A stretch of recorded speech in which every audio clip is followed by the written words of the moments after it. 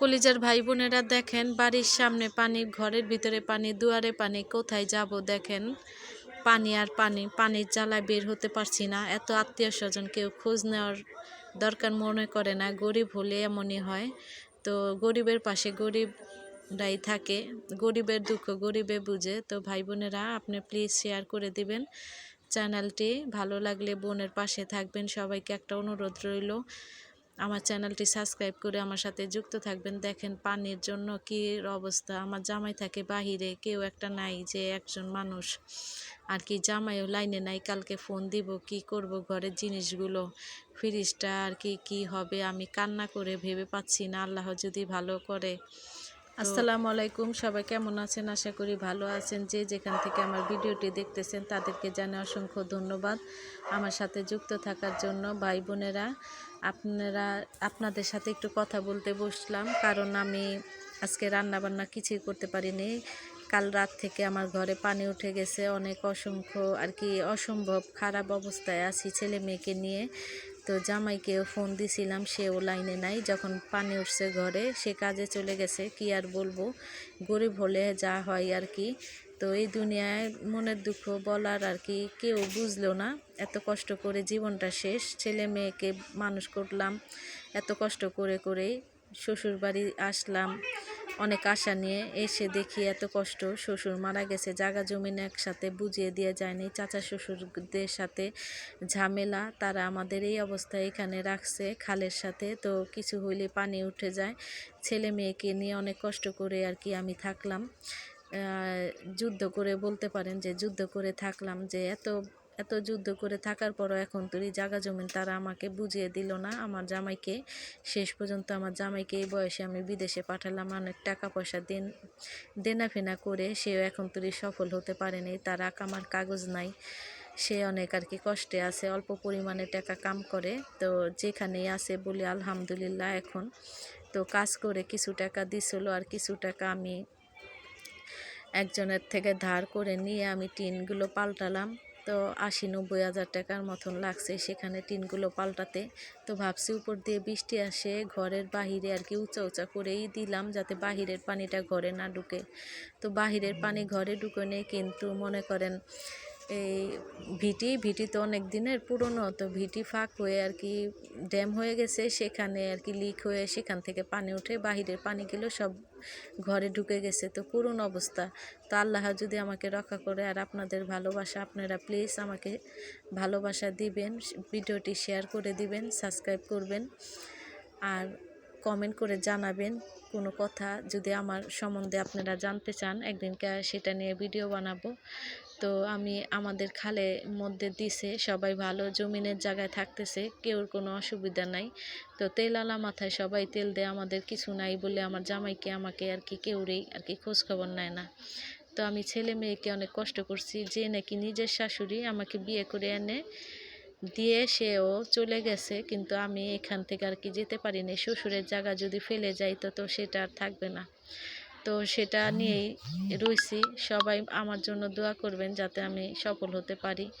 আমি হয়তো, মানুষ চিরজীবন বেঁচে থাকে না, আমি হয়তো আর কিছুদিন বাঁচবো, বা আজকে মরলে কালকে 2 দিন, এরকম একটা কথা। তো ছেলে মেয়ের জন্য তো কিছু করে দিয়ে যেতে হবে। তো আপনার ভাইয়ার দেন ফেন আছে, সে থাক বিদেশে, সফল হোক, তার জন্য দোয়া করবেন।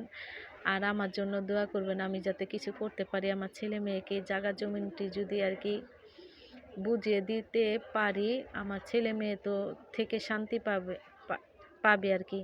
তো সবাই আর কি বলবো, আমার জীবনে অনেক কাহিনী আছে, যদি জানতে চান একদিন কমেন্ট করবেন সবাই। একদিন আর কি সব কথা বলবো, বলতে পারি না আমি। অনেক জায়গা দিয়ে আর কি বাধা বুঝে নিত, তারা অনেক প্রভাবশালী, টাকা পয়সা আছে তাদের। হয়তো আমি এই কথাটি বলতেছি, হয়তো তারা দেখলে তাদের চোখে আমার জায়গা জমিন দিতে আরও বেশি মনে করেন ই করবে। তারা তো এমনিই দেয় না আর কি, ছুতা ধরে, এইটা এইবার দিচ্ছি সেইবার দিচ্ছি বলে বলে আর কি। আমাদের অনেক বছর, আমার বিয়ে হয়ে গেছে অনেক বছর, ছেলে মেয়ে বড় হয়ে গেছে বুঝেন। ছেলের বয়স 16, মেয়ের বয়স 12। তো ছেলেটা কাজ করে, ছেলেও কাজ করে, এত রাতে আসছে। কালকে কাজের থেকে আমি আমার মার বাসায় যেয়ে রয়েছি, কোথায় থাকবো কি করব। আজকে রান্না বান্না করতে পারিনি পানির তাড়নায়, তো মার বাসা থেকে খাবার আনছি, খাইছি। তো ছেলেটা এত রাতে আসছে যে মনে করেন পা পিছলে পড়ে গেছে, মাথায় ব্যথা পাইছে।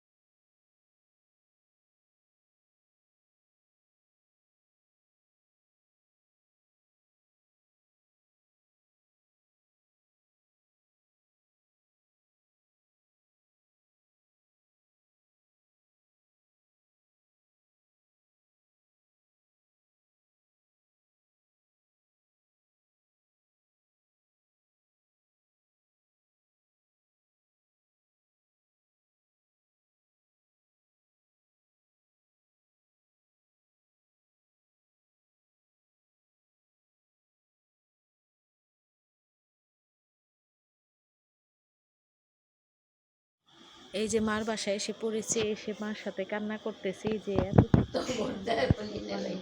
আটকাতে পারলাম না, ঘরে পানি এসে পড়লো, এখন আবার নতুন দিক দিয়ে। তো মা বলতেছে চিন্তা করো না, আল্লাহ যা করবে ভালোর জন্যই। তো আমিও মনের কষ্টে কতক্ষণ কান্না করে চুপ হয়ে গেছি। এখন ভাতিজাকে ভাতিজার কোলে বসে আছে, আমি তো ভাতিজার মাথায় আর কি তেলা পোকা যেটা চুল কেটে 2 জায়গা দিয়ে চুল খেয়ে ফেলছে। তো আমার মেয়ে আবার পেঁয়াজ কেটে এনে ডলে দিচ্ছে যাতে ওখানে চুল যায়, না হলে যদি পরে চুল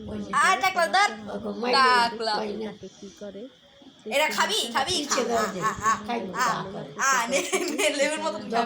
করবেন। আর আমার ভাতিজার জন্য সবাই মাশাআল্লাহ বলবেন, শেয়ার করে পাশে থাকবেন। আমি আপনাদের বোন, আর দোয়া করবেন। এই যে তেলা পোকা তেল চাইতে চুল চাইতে খায় হেলাইছে। এই যে পেঁয়াজ ঘষা হচ্ছে, এখন পেঁয়াজ আছে আমার চেয়ে বেশি অসহায়। ছোট মাথা গুজগুজা আর একটা বড় মাথা খাইয়া লাইতাছে নিচে হই না, নিচে হই। আসো আসো আসো আসো।